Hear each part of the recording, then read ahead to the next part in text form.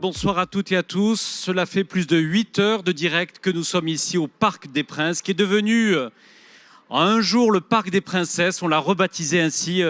Merci Madame la maire de Paris, chère Anne Hidalgo, d'être avec nous. Merci à vous, bravo pour l'initiative.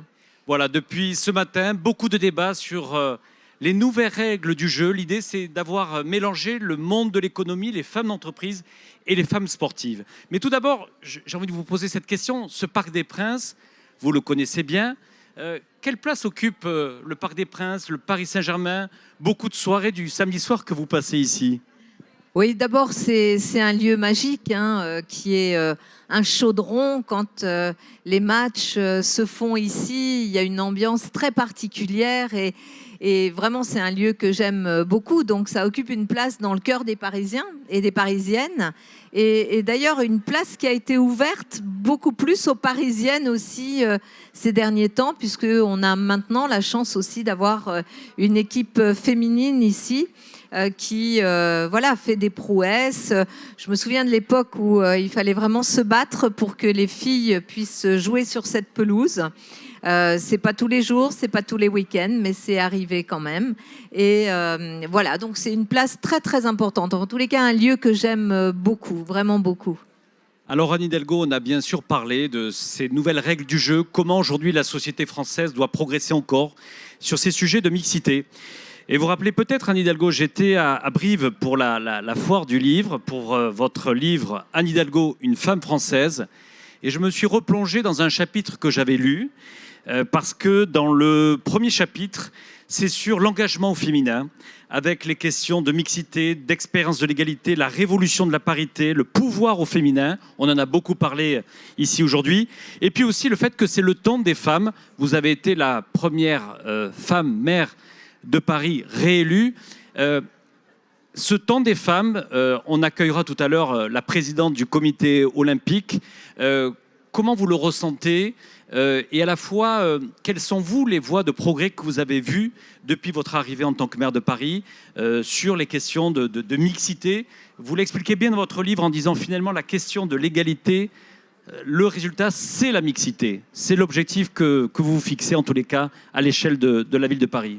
Oui, d'abord des progrès, ça c'est clair, des progrès parce que les femmes ont conquis, ont fait sauter à certains endroits, pas encore partout, ce fameux plafond de verre, qu'elles ont conquis leur place, qu'elles sont là et les jeunes aussi qui n'ont rien abandonné. Il y a des mouvements comme le mouvement MeToo d'ailleurs qui pour moi, fait partie aussi de ces avancées, voilà, qui sont là, qui bousculent la société.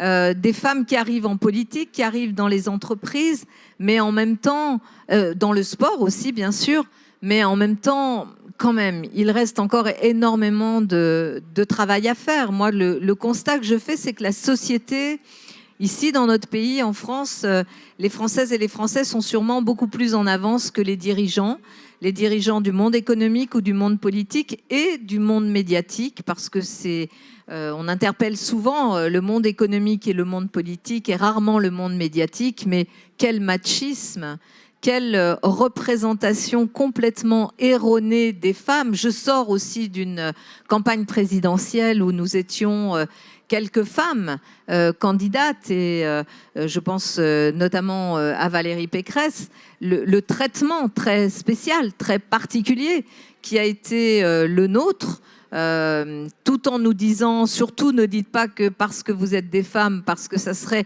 dévaloriser le message que vous avez apporté, mais quand même, en 2022, j'ai entendu des choses que je n'imaginais pas du tout entendre et voir. Et c'était bien sûr pour la conquête d'un pouvoir suprême dans le pays. Mais je peux vous dire que autant dans la population, je pense que l'état d'esprit, les mentalités ont beaucoup évolué, dans la jeunesse aussi bien sûr, mais dans les représentations et ceux qui véhiculent les représentations et dans les lieux de pouvoir, c'est-à-dire au sommet des différents pouvoirs économiques, politiques et médiatiques, alors là, ça n'a pas du tout avancé et bougé. Donc, il reste un travail énorme à faire, parce que sinon, on va encore décourager, dissuader des plus jeunes. C'est pas le fait de vouloir aller vers des positions de pouvoir, mais on sait très bien qu'on ne changera pas la société si on n'arrive pas justement à conquérir aussi ces espaces de pouvoir qui sont encore interdits aux femmes. Je le dis, quand je compare à d'autres pays, je pense à l'Espagne, je pense à d'autres pays européens par exemple, on est très très en retard dans notre pays, notamment dans la représentation véhiculée dans les médias sur ce que sont les femmes entre guillemets puissantes ou les femmes de pouvoir. Elles sont par définition suspectes et par définition dévalorisées et considérées comme devant justifier leurs compétences et leur ambition, là où effectivement, encore aujourd'hui, on ne demande pas cela aux hommes. Anne Hidalgo, oui, on peut. Anne Hidalgo, justement, sur ce sujet-là, il y a certainement ici, dans cette belle tribune du Parc des Princes, des femmes qui s'interrogent justement sur l'envie de s'engager en politique. Face à cette brutalité que l'on voit, notamment dans les médias, à la télévision, qu'est-ce que vous leur dites finalement qu'il ne faut pas renoncer parce que cette brutalité, elle peut faire peur. Il y a des femmes qui hésitent quand on voit aujourd'hui la difficulté. Je pense qu'il faut y aller, qu'il ne faut absolument pas avoir peur, mais ne pas venir pour se glisser dans un moule qui serait celui dans lequel nous serions acceptés. Il faut venir pour bousculer les choses, pour dire les choses, pour le dire tel que nous le voyons et tel que nous le pensons. C'est ce qui est sans doute à la fois enthousiasmant, mais un peu ingrat, puisqu'on reste, même en 2022, des pionnières qui devons pousser les portes avec les coudes, les pieds, voilà, être là pour dire c'est comme ça et ne pas reculer. Parce qu'évidemment, quand une femme gagne une position, ça ne veut pas dire que toutes les autres vont suivre derrière. Au contraire, il va y avoir encore plus de blocage pour que les autres ne puissent pas elles-mêmes aller vers des fonctions de responsabilité. Donc il ne faut pas avoir peur, vraiment. Je crois qu'il faut aussi dire les choses très directement. C'est pour ça que je trouve que, notamment pour ce qu'ont apporté les jeunes générations avec notamment le mouvement MeToo, c'est cette libération d'une parole qui montre qu'on n'a pas peur. Et il y a eu tout le combat des plus anciennes, de ma génération, des générations d'avant qui étaient aussi des pionnières. Moi, j'ai beaucoup travaillé avec des femmes, notamment comme Yvette Roudy, j'ai beaucoup travaillé avec Gisèle Halimi, avec ces femmes qui ont vraiment ouvert des portes, qui ont bousculé, qui ont poussé, qui ont dit les choses très courageusement. Elles se sont fait, d'ailleurs, on l'a vu, critiquer, vilipender, caricaturer. La génération qui est arrivée derrière, la mienne, avec notamment en politique la loi sur la parité qui date de 2000, cette loi, moi j'y ai contribué à l'époque, est une loi qui a permis de faire entrer plus de femmes dans les pouvoirs locaux, mais les pouvoirs nationaux, toujours pas, et puis, le pouvoir suprême, toujours pas. Donc, je crois qu'il faut se dire qu'il y a encore énormément de boulot, mais que ce qu'ont apporté les jeunes générations avec cette libération de la parole va aussi nous aider, même si au début, comme beaucoup, ça nous a surpris, parce que c'est pas comme ça, par exemple, que ma génération était entrée dans le féminisme. Mais je pense qu'aujourd'hui, ce qu'elles font, ces jeunes femmes, va aussi nous aider. Et je le dis, on n'y arrivera pas en se cachant derrière son petit doigt, en expliquant qu'on n'est pas féministe parce que ça ferait peur et que le féminisme, ça s'opposerait aux hommes. Non, non. Le féminisme, c'est un progrès pour toute la société et chercher l'égalité, c'est pas nier les différences de genre ou de sexe, c'est dire qu'il y a une inégalité qui pose un problème majeur à la fois en termes de droit, en termes de démocratie, mais même sur le plan économique, qui est de déconsidérer les femmes qui pourtant sont la moitié de l'humanité, et que cette question-là, elle ne peut pas se régler sans prise de risque. Alors c'est comme ça, c'est dur, c'est très très dur, mais je pense qu'il faut qu'on accepte les unes et les autres de prendre ces risques et de poser les choses clairement, sans essayer de se cacher et de se dire je vais réussir et peut-être que j'arriverai à attirer quelques femmes derrière. Non, il faut qu'on ouvre les portes, qu'on les pousse et qu'on dise ça suffit. Anne Hidalgo, avant de parler des Jeux Olympiques, puisque cet événement Women for Future, c'était la volonté de la tribune de se dire on est à 2 ans d'un événement mondial. On avait envie justement de réunir toutes ces femmes engagées du monde du sport et du monde de l'économie. Mais d'abord, peut-être une question plus personnelle. Vous êtes arrivée en France à l'âge de 3 ans. Vous avez vécu votre adolescence à Lyon. Quelles étaient les femmes rôle modèles qui vous ont donné envie, qui vous ont aussi, ou les rencontres que vous avez faites qui vous ont donné de la confiance? Alors, toute petite, il y a une femme, une sportive qui, pour moi, était, je ne l'ai connue que beaucoup plus tard, mais qui était pour moi un modèle, c'était Colette Besson. J'ai souvenir de Colette Besson. J'avais 8 ans aux Jeux de 68, donc à Mexico, et de voir cette jeune femme avec sa queue de cheval qui était là, qui courait, qui montrait vraiment à la fois cette énergie, cet enthousiasme. Pour moi, elle a été vraiment un rôle modèle. Et j'ai eu la chance de la rencontrer beaucoup plus tard, quand j'ai été élue à Paris, et de pouvoir, malheureusement, elle est décédée quelques années plus tard, mais de pouvoir lui dire aussi toute mon admiration. Et puis après, dans les autres femmes que j'ai pu rencontrer, que j'ai pu voir justement à l'adolescence, c'est une Gisèle Halimi que j'ai eu la chance de rencontrer après, avec laquelle j'ai eu la chance de travailler, parce que quand j'ai été élue en 2001 pour la première fois à Paris, j'avais en charge les questions d'égalité femmes-hommes, et bien sûr je me suis immédiatement tournée vers ces grandes dames, Gisèle Halimi, Yvette Roudy, beaucoup d'autres avec lesquelles j'ai pu travailler, qui m'ont guidée, qui m'ont bousculée aussi, parce qu'elles n'étaient pas faciles, la vie n'avait pas été très facile non plus avec elles, et du coup j'ai appris beaucoup avec elles, et elles m'ont inspirée, elles m'inspirent encore. Anne Hidalgo, je ne sais pas où vous étiez, vous, le 13 septembre 2017. Rappelez-vous, vous étiez, je sais où. À Lima. À Lima, et c'est là où le CIO a rendu sa décision, 100 ans après, de pouvoir refaire venir les Jeux Olympiques. Vous êtes la femme mère, peut-être qu'il faut le redire, qui avait ramené avec Tony Estanguet ces Jeux Olympiques pour 2024. Comment vous avez vécu, vous, ce 13 septembre 2017 ?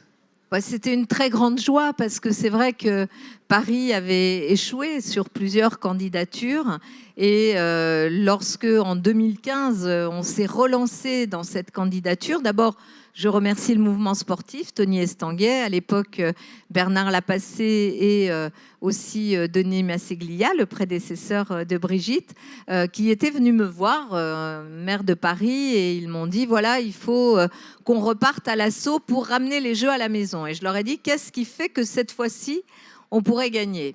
Et ils avaient travaillé, et je crois qu'on a pu aussi, en mettant les sportifs en avant, porter une candidature qui a convaincu. On s'est battu, on a passé 3 ans, enfin 2 ans et demi, à vraiment parcourir le monde, à les convaincre, et on a ramené les Jeux à la maison. Donc c'est vrai que le 13 septembre 2017, quand on a pu afficher justement Paris 2024, ça a été pour moi un très grand bonheur, et je crois beaucoup aux Jeux pour faire bouger la société dans son ensemble, sur les questions d'égalité, sur les questions de discrimination, parce que les Jeux sont olympiques et paralympiques. Je crois beaucoup au rôle des sportifs et du mouvement sportif pour faire bouger justement la société, et permettre les conquêtes, permettre une respiration, une ouverture, un traitement à égalité qui fera du bien, parce que nos sociétés ne vont pas bien du tout, mais ça, il n'y a pas besoin d'être là pour en parler. Alors les JO, vous avez dit, c'est une aventure collective, c'est une aventure partagée à la fois avec bien sûr les franciliens, mais aussi avec tous les Français. Et j'appelle ici à la tribune Sarah Ouamoun, notre marraine de cette édition Women for Future, Brigitte Henriquez, la présidente du Comité national olympique, et Alexandre Missoff.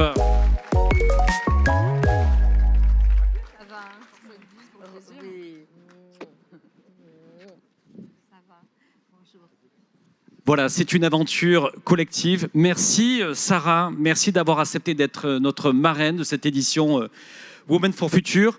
La maire de Paris disait à l'instant, c'est une aventure collective. Merci d'avoir été la marraine de cette journée, puisque finalement vous réunissez toutes les qualités. Vous êtes une femme sportive avec un parcours exceptionnel. Je rappelle, vous avez été vice-championne olympique de boxe. C'était, je crois, au Brésil, à Rio. Exactement. C'était à Rio. On y était. Anne, vous y étiez, hein? Ouais. Merci Et on beaucoup. peut applaudir Sarah Ouamoun. Merci. Et vous êtes devenue aussi une femme d'entreprise, une femme entrepreneur accomplie. Et vous allez nous en parler. D'abord, ces JO, vous voulez rêver comment pour dans 2 ans, on sera voilà, à quelques semaines de cet événement mondial.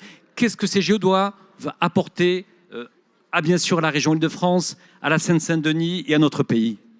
Alors moi, je vais beaucoup parler de la Seine-Saint-Denis parce que forcément, c'est le département de cœur où j'ai grandi, où j'ai découvert ma passion pour la boxe. Mais évidemment, j'adore Paris et je rêverais d'ailleurs d'y vivre, mais c'est pas encore le cas. Non, ces jeux, évidemment, je les imagine réussis parce que ça fait des années qu'on y travaille, ça fait des années qu'on les façonne.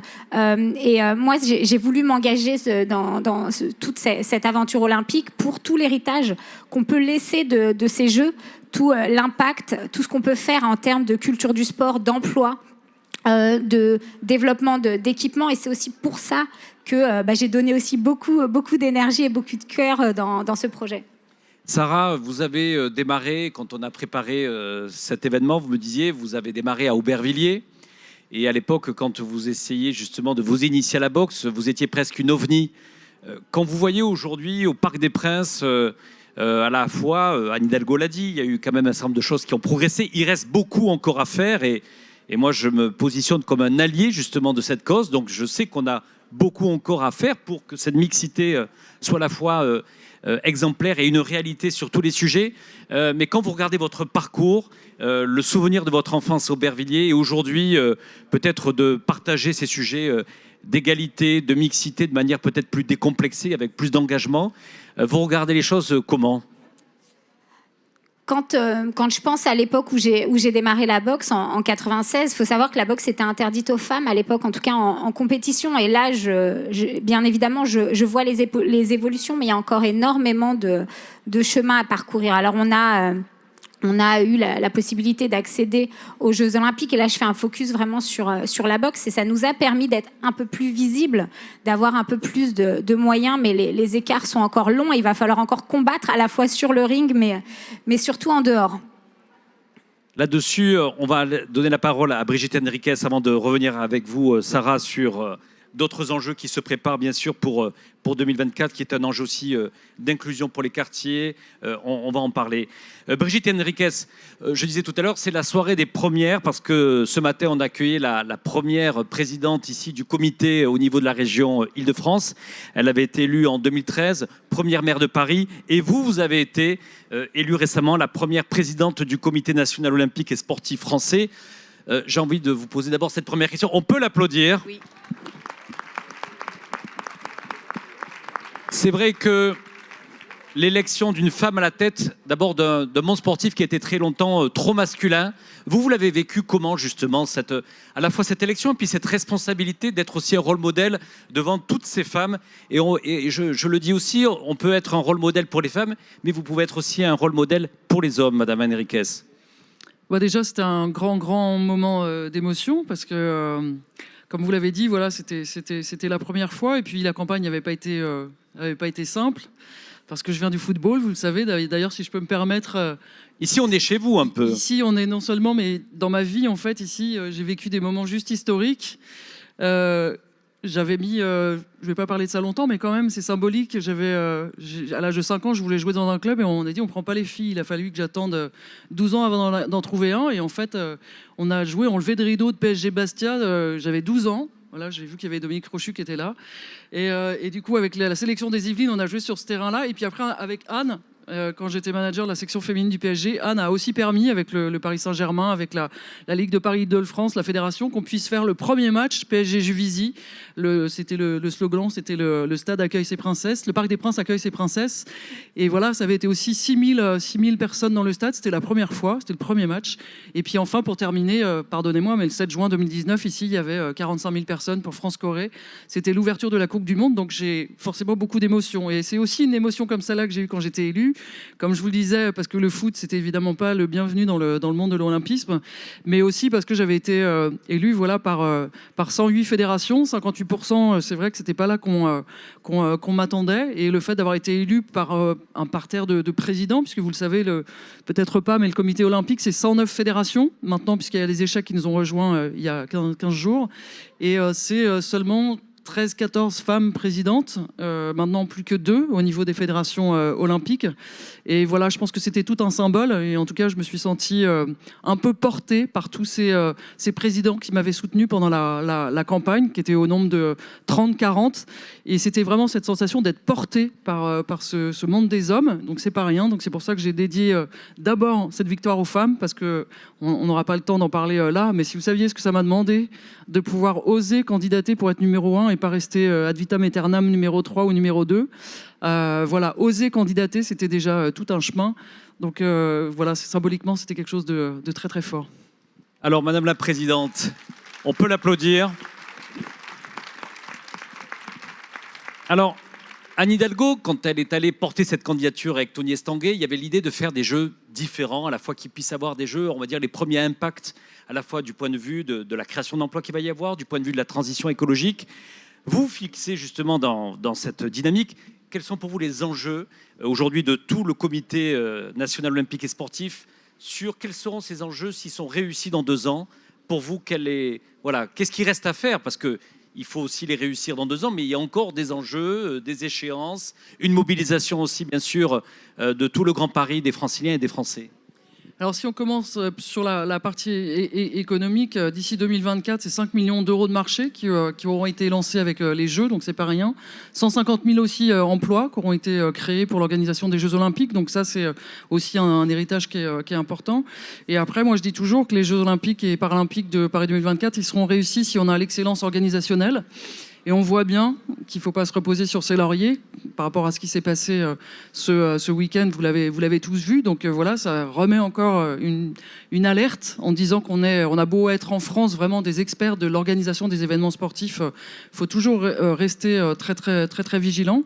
La deuxième chose, c'est évidemment la performance. Et ça, c'est les médailles. Et quand on voit Sarah gagner en 2016, on dit qu'il n'y a pas de raison d'avoir aussi d'autres champions et d'autres championnes qui vont gagner. Et tout se met en place de manière très très intense pour ces 2 dernières années. Ensuite, il y a l'engouement, parce que les Jeux Olympiques et Paralympiques se passent à Paris, mais on a besoin que ce soit toute la France en fait qui soit emportée et qui puisse vivre ces Jeux Olympiques, parce que le mouvement sportif, c'est 109 fédérations, mais c'est surtout 150 000 clubs, c'est 3,5 millions de bénévoles, 1 million d'éducateurs, 17 millions de pratiquants, et si eux, ils vivent pas les Jeux, alors que ça fait 100 ans qu'on les attend, on n'aura pas réussi. Donc c'est tout le mouvement sportif avec les territoires qui sont là justement pour créer cette émulation.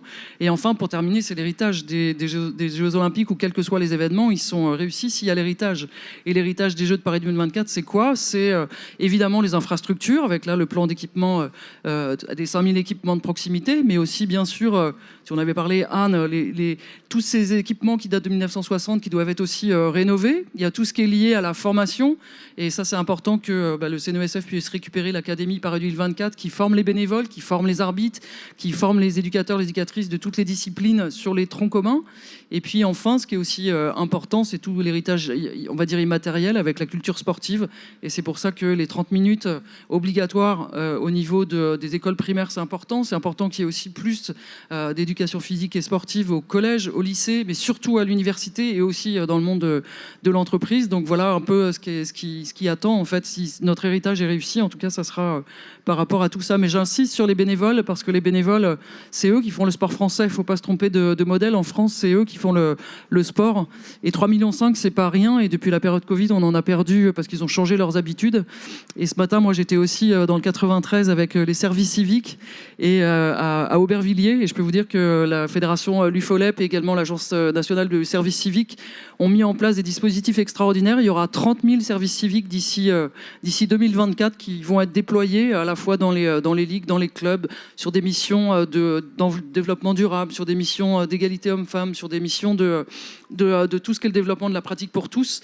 Et voilà, il y avait une richesse incroyable dans la diversité de cette jeunesse-là. Alors sachez tout à l'heure qu'on accueillera une autre équipe de France, puisque tout à l'heure c'est une équipe de France des femmes leaders issues de toutes les régions françaises. Ça sera justement la promotion 2022 qui va vous être révélée.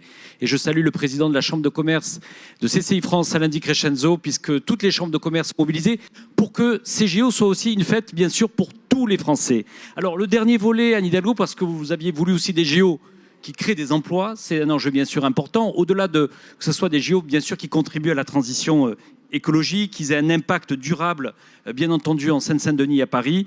On va aborder ce volet économique, ça intéressera également le président de CCI France.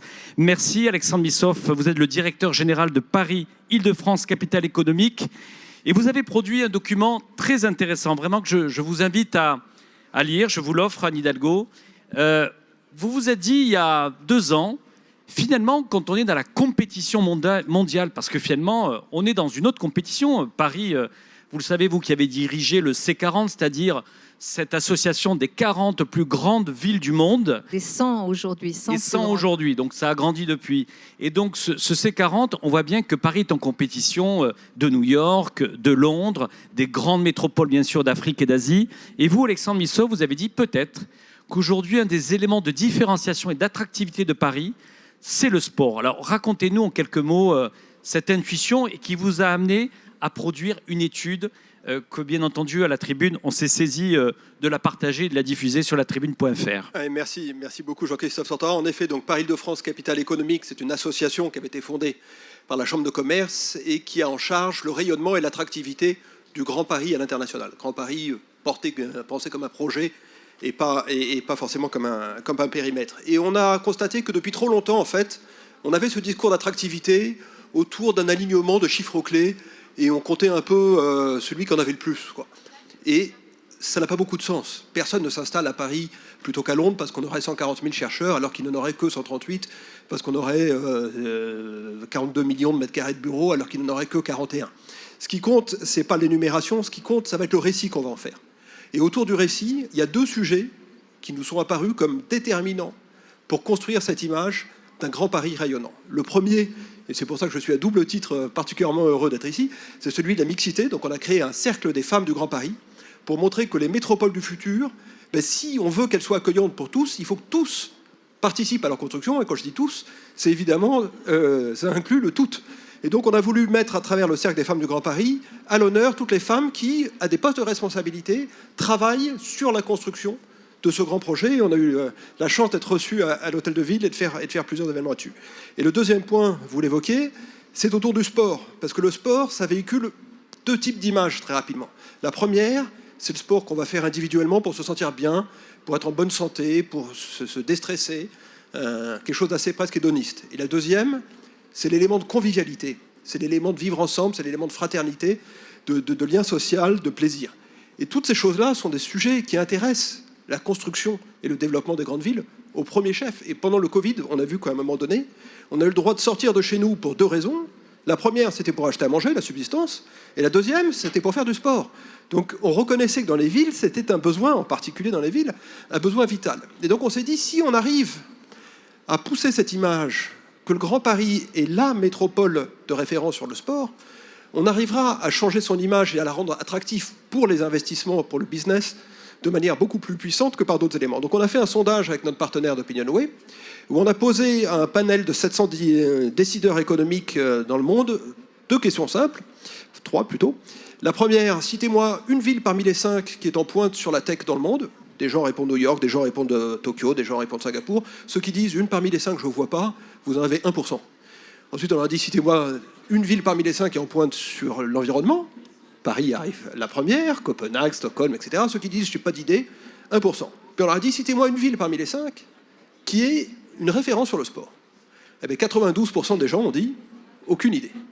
Aucune idée. Donc on s'est dit, il y a un coup à prendre, au lieu d'essayer de se battre pour être la capitale mondiale de la finance à la place de Londres, qui a déjà un bon avantage sur ce sujet, si on essayait d'être reconnu, d'être identifié comme la capitale mondiale du sport. Alors les JO y participent bien sûr, mais ce n'est pas le seul élément. Donc on a commencé une analyse un peu multicritère, bête et méchante à coup de tableau Excel, en regardant le nombre de grands événements sportifs internationaux, les GESI, qui sont accueillis chaque année, le nombre de terrains de sport à l'hectare, le nombre de pratiquants par rapport à la population, l'accessibilité des lieux de sport, parce que c'est pas tout d'en avoir, encore faut-il pouvoir y aller par les transports en commun. Et on a ainsi déterminé plusieurs critères qui nous ont permis d'évaluer si Paris était, oui ou non, pouvait prétendre être une des grandes métropoles du monde sur le sport. Paris au sens du Grand Paris, évidemment dans ma bouche. Et on est arrivé à la conclusion que oui, mais que pour diffuser vraiment cette image, il y avait encore un certain nombre de projets, de propositions qu'il fallait porter pour le faire. Et dans la manière aujourd'hui dont on construit les villes, dont on pense les villes, on parle tous de comment est-ce qu'on doit refaire les logements dans la période post-Covid. On a encore la règle du PLU qui dit le nombre de places de stationnement qu'il faut par logement, mais on ne pense pas au nombre de terrains de sport qu'il faut par logement. Au moment où on est en train de construire 70 000 nouveaux logements chaque année dans le Grand Paris. On n'est pas en train, quand on fait les nouveaux quartiers d'affaires à Noisy, à Saclay, à La Défense, de réfléchir à comment est-ce qu'on construit des lieux, des quartiers d'affaires qui soient sport-friendly, pardon pour l'anglicisme, et dans lesquels il puisse y avoir cette culture. Donc c'est ce qu'on a voulu faire avec cette étude, porter à la fois un diagnostic et des propositions auprès des décideurs politiques. Voilà, vous pourrez les partager également avec Brigitte Henriquez et puis Sarah Ouramoun. Comme ça, Anne Hidalgo a déjà ce rapport. Ils en feront bon usage. Peut-être un dernier mot, Anne Hidalgo, puisqu'on va justement céder ensuite la parole dans une nouvelle séquence. On va passer à la deuxième mi-temps. Mais peut-être avant de nous quitter, qu'est-ce que vous avez envie de dire à ces femmes, peut-être sur cette volonté de s'engager justement pour ces JO, et en quoi ces JO sont importants, que voilà, les femmes doivent s'engager, et encore plus peut-être de mélanger le monde du sportif et le monde de l'économie, les femmes entrepreneurs?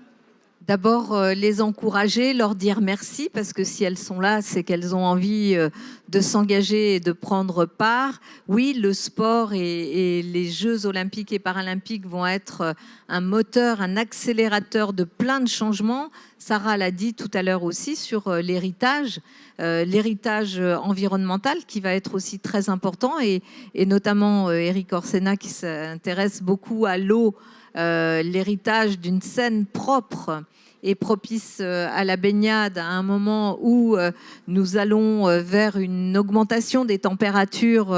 On sait que ça va être aussi quelque chose d'important. Donc voilà, les femmes qui sont là, sportives, qui sont dans les entreprises, qui sont dans tout l'univers de la recherche, des institutions, on a besoin d'elles parce que je ne dirais pas que les femmes ont un regard différent des hommes parce que la biologie le dicterait, mais nos expériences de vie sont différentes. Et on a besoin des expériences de vie des femmes pour faire bouger la société. Et c'est en cela qu'on a besoin de cet engagement, et pas simplement pour suivre ou accompagner, mais aussi pour décider, pour dire le monde, moi je ne le vois pas exactement comme ça. Et peut-être que si on prenait ce chemin plutôt que celui qui semble être tracé, je sais que vous avez eu un atelier sur l'intelligence artificielle et c'est exactement ce sujet-là. Si l'intelligence artificielle n'est faite que par des hommes, tous provenant à peu près des mêmes classes sociales, et j'utilise le mot de classe sociale, et du même hémisphère de la planète, ça ne marchera pas. On va s'appauvrir, on va se rabougrir et on ira vers des difficultés, celles qu'on connaît aujourd'hui. Donc il faut que les femmes apportent aussi ce que leur expérience de vie, qui est une expérience dans laquelle elles n'ont jamais été considérées comme légitimes dans l'exercice du pouvoir, où elles ont toujours dû prouver leurs compétences, jongler entre leur vie familiale et leur vie professionnelle, tout cela, ça donne des compétences qui sont absolument indispensables à la société et aux décisions qu'on doit prendre. Et là, dans les Jeux olympiques et paralympiques, eh bien, il faut qu'elles aient toute leur part, parce que là, il n'y a pas un modèle qui nous est imposé. C'est à nous de le favoriser. On est beaucoup de femmes à être aujourd'hui partie prenante. Il y a aussi Marie-Amélie Le Fur sur la partie paralympique. Donc, on est un certain nombre de femmes à être à des postes clés dans notamment la conduite de ces Jeux olympiques et paralympiques. Je pense qu'il faut qu'on prenne le pouvoir, tout simplement. Prenez le pouvoir. Merci à vous tous.